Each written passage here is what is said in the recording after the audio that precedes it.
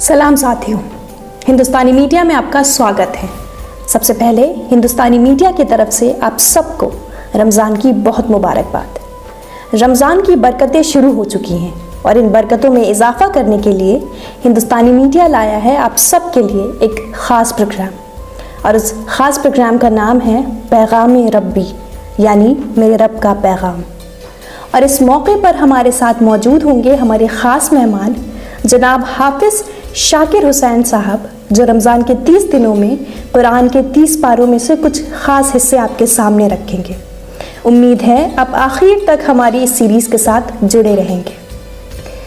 पेश है इस सीरीज़ का पहला वीडियो।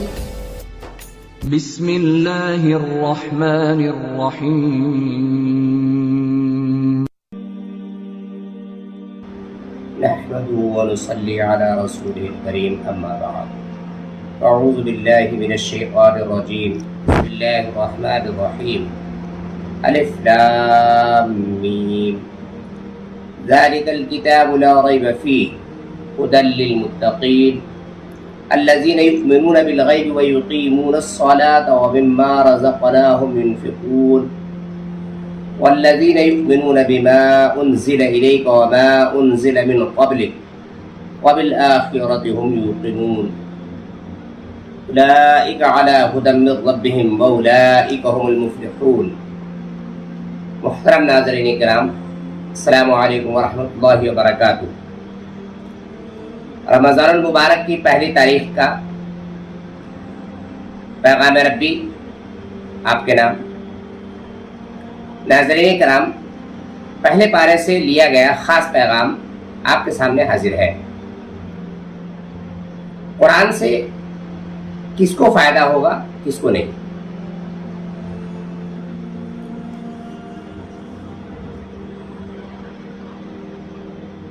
अल्लाह रब्बुल इज़्ज़त ने फरमाया, यह अल्लाह की किताब है, इसमें कोई शक नहीं।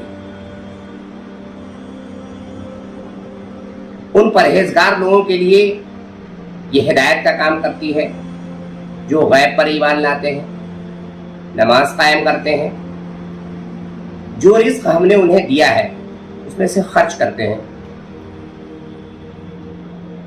ऐ नबी सल्लल्लाहु अलैहि वसल्लम, जो किताब तुम पर नाजिल की गई है यानी कुरान, और जो किताबें तुमसे पहले नाजिल की गई थी, उन सब पर ईमान लाते हैं और आखिरत पर यकीन रखते हैं।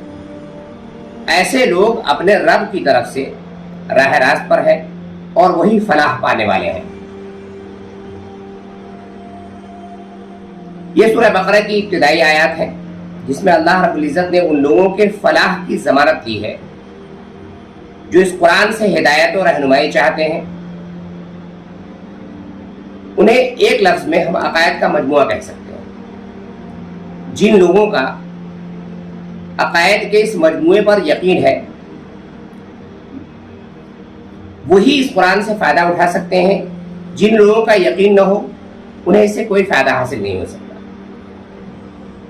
सबसे पहली बात है इस किताब में बयान की गई,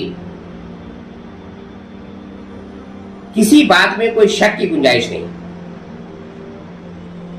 क्योंकि इस किताब में बयान की गई हर बात इल्म और हकीकत पर मबनी है और इसे बयान करने वाला वो है जो सारी हकीकतों का इल्म रखता है। दूसरी बात, इस कुरान से सिर्फ उसी को फ़ायदा हासिल हो सकता है जो गैब पर ईमान रखे। गैब से मुराद वो हकीकतें हैं जो इंसान के हवास से पोशीदा है, जो कभी भी बराह रास्त इंसान के मुशाहदे और तजुर्बे में नहीं आ सकती। याद रखिए, जो चीज़ इंसान के तजुर्बे और मुशाहदे में आ जाए वो गैब नहीं है।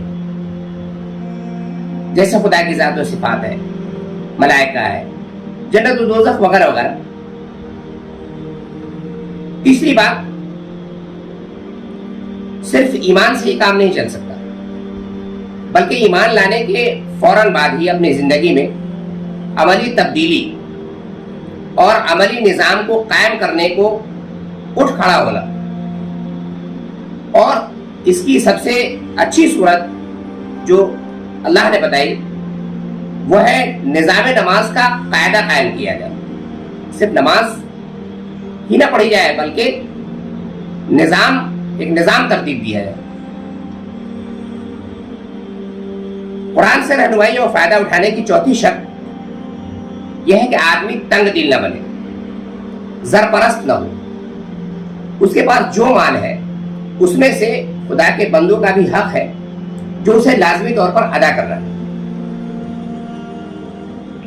پانچویں شرط اس کتاب سے رہنمائی حاصل کرنے کی یہ ہے کہ مختلف زمانوں میں مختلف انبیاء پر جو کتابیں مختلف زبانوں میں اور ملکوں میں نازل ہوئی ان ساری کتابوں کو برحق تسلیم کیا جائے.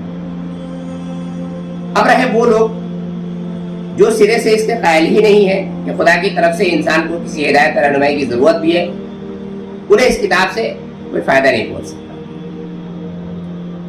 چھٹی اور آخری شرط جو اللہ نے بیان کی ہے وہ ہے آخرت پر یقین.